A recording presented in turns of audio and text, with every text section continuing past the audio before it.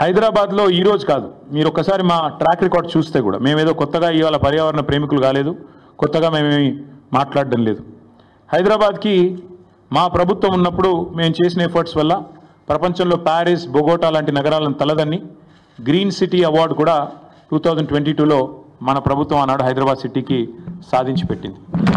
హరిత విప్లవాన్ని సృష్టించింది తెలంగాణ అని చెప్పి ఆనాడు జాతీయ అంతర్జాతీయ media green revolution mission Kakatiya అనండి, హరితహారం లాంటి కార్యక్రమం నుండి దానివల్ల అద్భుతాలు సృష్టించిన తెలంగాణ అని చెప్పి మరి ఆనాడు జాతీయ అంతర్జాతీయ సంస్థలు రాశాయి. ఇది మీ ప్రభుత్వ రిపోర్టే, మాది కాదు. 7.7% గ్రీన్ కవర్ పెరిగింది కేసీఆర్ గారి ప్రభుత్వంలో అని చెప్పి ఫారెస్ట్ సర్వే ఆఫ్ ఇండియా ఇచ్చిన రిపోర్టు మీ ఎంసీఆర్హెచ్ఆర్డి వెబ్సైట్లో ఉంది. ముఖ్యమంత్రి గారు కావాలంటే చూసుకోవచ్చు. 270 కోట్ల మొక్కలు నాటి హరిత విప్లవాన్ని సృష్టించిన ప్రభుత్వం మాది. హైదరాబాద్ కొరియాలో జరిగిన ఒక అంతర్జాతీయ ఈవెంట్లో ప్యారిస్ని, బొగోటాని, మెహికోని వీటన్నిటిని కాదని ఆనాడు అంతర్జాతీయ అవార్డు గెలుచుకున్న సందర్భంగా జాతీయ పత్రికల్లో వచ్చిన వార్తలు. జాతీయ స్థాయిలో forest survey of India Telangana ranks first in the nation in environment conservation forest cover. ఇది మా ట్రాక్ రికార్డ్, ఇది మేము సాధించిన విజయాలు. ఇక మళ్ళీ అదే మాట మళ్ళీ ఒకసారి, హరితహారం వల్ల మేము హెచ్ఎండిఏలో చేసిన ఎఫర్ట్స్ వల్ల గ్రీన్ సిటీ అవార్డు వచ్చిన విషయం. అదే మాదిరిగా ఇక ఇది డేటా. ఒక 10 ఏళ్లలో భారతదేశంలో ఏ నగరంలో గ్రీన్ కవర్ పెరిగింది అంటే మెట్రోస్లో. ఇది data, times of India report. ఇది డేటా చూడండి. బొంబాయి, ఢిల్లీ, చెన్నై, అదేవిధంగా కోల్కతా, బెంగళూరు, హైదరాబాద్ ఇవన్నిటిని కలిపి చూస్తే హైదరాబాద్లో అత్యధికంగా గ్రీన్ కవర్ పెంచింది తెలంగాణ ప్రభుత్వం కేసీఆర్ గారి హయాంలో అని మరి జాతీయ స్థాయిలో వచ్చిన రిపోర్ట్స్. ఇక ఎంత పెరిగింది, ఎన్ని స్క్వేర్ కిలోమీటర్లు పెరిగింది తెలంగాణలో అంటే ఇదొక రిపోర్టు. ఇట్లా ఒకటి కాదు, నేను 100 చూపెడతాను. ఇది ఒక్క పిక్చర్ మీకు అన్ని విషయాలు చెప్తుంది. ఆ తర్వాత భారత ప్రభుత్వం చెప్పింది కూడా ఒక మాటలో చెప్తాను. This one picture will speak volumes.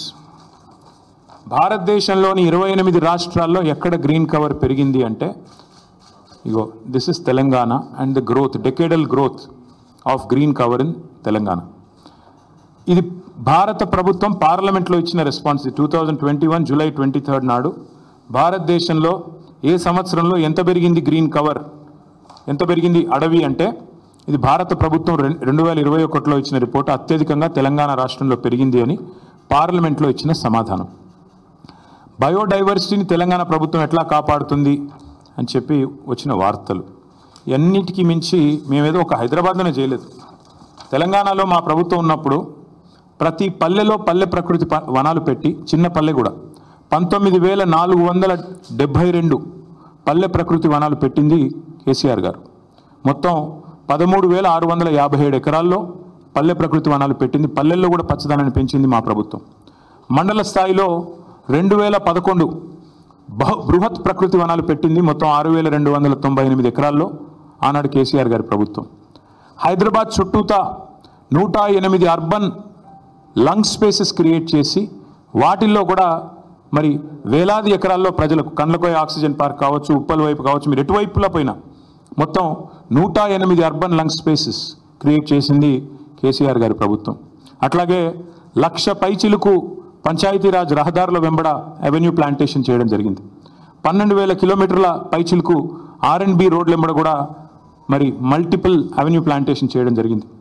ప్రతి ఊర్లో నర్సరీ ఉన్న ఒకే ఒక్క రాష్ట్రం భారతదేశంలో తెలంగాణ. 14,864 నర్సరీలు మున్సిపాలిటీలతో కలిపి, హైదరాబాద్తో కలిపి, ప్రతి ఊరితో కలిపితే దాదాపు 15,000 నర్సరీలు ఉన్న ఒకే ఒక్క రాష్ట్రం తెలంగాణ. 270 కోట్ల మొక్కలు పెట్టిన ఒకే ఒక్క రాష్ట్రం Telangana. That is our commitment. మాకేదో కొత్తగా ఈరోజు ఎన్వైర్న్మెంట్ గురించి మాకు ఎవరి దగ్గర కితాబులు అవసరం లేదు. ఇదంతా ఎందుకు చెప్తా ఉన్నా అంటే we have taken a decision yes a party that 400 acres which this government is eyeing like a real estate broker, ఆ 400 ఎకరాలను ఎట్టి పరిస్థితుల్లో, ఇది కేసీఆర్ గారి మాట, మా పార్టీ మాట, మా పార్టీ తరఫున మేము మాటిస్తున్నాం, 3 ఏళ్లలో మేము ఖచ్చితంగా మళ్ళీ ప్రభుత్వంలోకి వస్తున్నాం. ప్రభుత్వంలోకి వచ్చిన తర్వాత మేము ఆ 400 ఎకరాలని మొత్తం హైదరాబాద్లో, మొత్తం తెలంగాణలోనే అతి పెద్ద ఈకో పార్క్గా ఏర్పాటు చేస్తాము.